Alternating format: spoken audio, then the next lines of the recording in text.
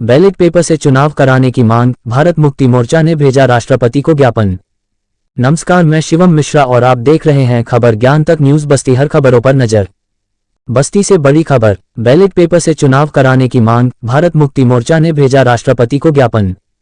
शुक्रवार को भारत मुक्ति मोर्चा जिलाध्यक्ष RK आर्टियन के नेतृत्व में मोर्चा पदाधिकारियों कार्यकर्ताओं ने जिलाधिकारी के माध्यम से राष्ट्रपति को 19 सूत्रीय ज्ञापन भेजा। मांग किया कि चुनाव प्रक्रिया में व्यापक सुधार कर EVM के स्थान पर बैलेट पेपर से चुनाव कराया जाए। जब तक मांगें पूरी नहीं हो जाती, चरणबद्ध आंदोलन जारी रहेगा और 31 जनवरी को मांगों के समर्थन में दिल्ली स्थित चुनाव आयोग का घेराव कर प्रदर्शन किया जाएगा। मोर्चा जिलाध्यक्ष RK आर्टियन ने ज्ञापन देने के बाद कहा कि दुनिया के विकसित देशों में भी EVM से चुनाव नहीं होते तो आखिर भारत में क्यों? EVM हटाओ, बैलेट पेपर लाओ और लोकतंत्र बचाओ अभियान के अंतर्गत देश के जिलों के मुख्यालयों पर भारत मुक्ति मोर्चा के द्वारा भारत का लोकतंत्र बचाने के लिए EVM के विरोध में चरणबद्ध आंदोलन चलाया जा रहा है। जब तक मांगें पूरी नहीं हो जाती, आंदोलन जारी रहेगा। कहा कि EVM मशीन के ऊपर से जनता का विश्वास खत्म होता जा रहा है। मशीन में वोटर्स के वोटों का सत्यापन करने का प्रावधान न होने की वजह से, पारदर्शिता न होने के कारण नागरिकों के मौलिक अधिकारों का उल्लंघन होने के साथ साथ लोकतंत्र पर भी खतरा मंडरा रहा है। ज्ञापन सौंपने वालों में मुख्य रूप से राम सुमेर यादव, अशोक कुमार, चंद्रिका प्रसाद, हृदय गौतम, प्रेम कुमार ठाकुर, कृपाशंकर चौधरी, सत्येंद्र कन्नौजिया, गोरखनाथ आदि शामिल रहे।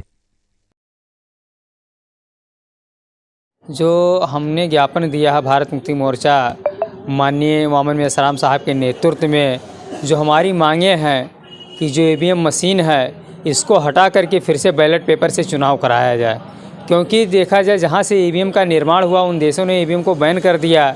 अभी हाल ही में बांग्लादेश ने मात्र एक ही चुनाव करवाया, उसके बाद वो भी EVM बैन करवा दिया।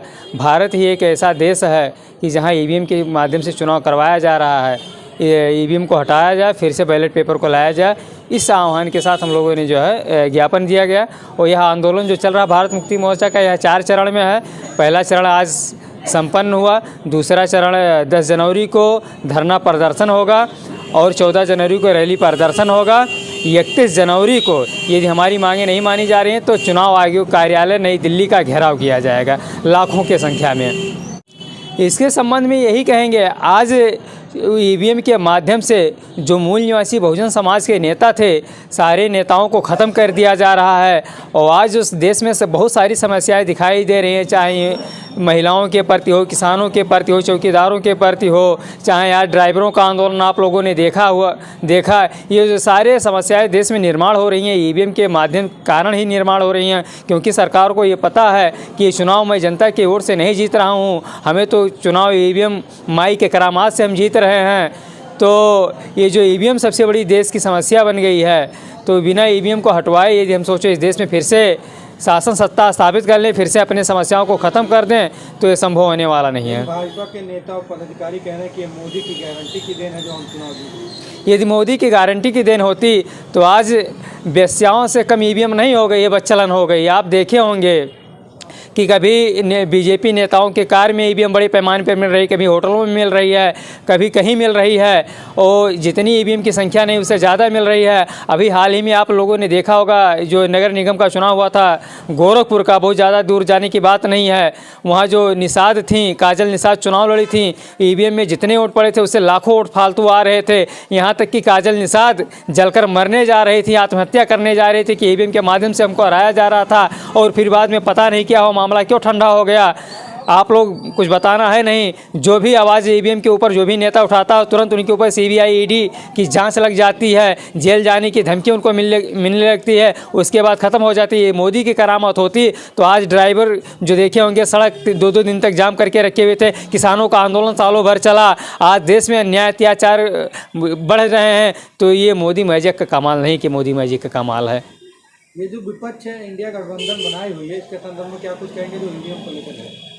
देखिए, कोई कितना भी गठबंधन ना कर लें, ये जिसको चाहेंगे उसको राजा बनाएंगे, जिसको चाहेंगे उसको नीचे उतारेंगे। क्या परिचय है आपका? RK आर्टियन जिलाध्यक्ष भारत मुक्ति मोर्चा जनपद बस्ती। नाम ठाकुर प्रेम नंदवंशी है, मैं जिला अध्यक्ष हूँ राष्ट्रीय पिछड़ा वर्ग मोर्चा जनपद बस्ती से। आज आप लोगों ने जो धरना प्रदर्शन करके ज्ञापन सौंपा, क्या कुछ मांगे आप लोगों की? हमारी मांगे यह है कि इलेक्ट्रॉनिक मशीन EVM बैन हो और बैलेट पेपर से चुनाव हो, जिससे लोकतंत्र बचा रहे, संविधान बचा रहे। क्या कुछ उद्देश्य है इसका?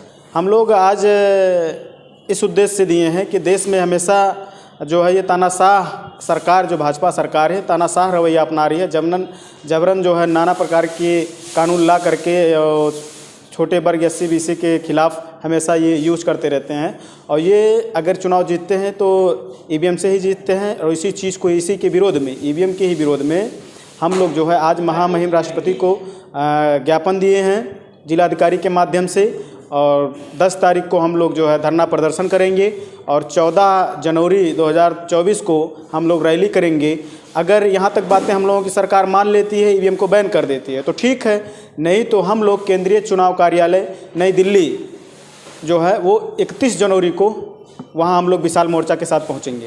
भाजपा पदाधिकारियों का कहना रहता है कि हम जो चुनाव जीते हैं मोदी जी की गारंटी के बदौलत चुनाव जीते हैं। नहीं, ऐसा कुछ नहीं है। किसी में कोई मैजिक थोड़ी है कि चुनाव जीत जाता है। चुनाव तो जनता तय करती है जिताने हराने को लेकर के।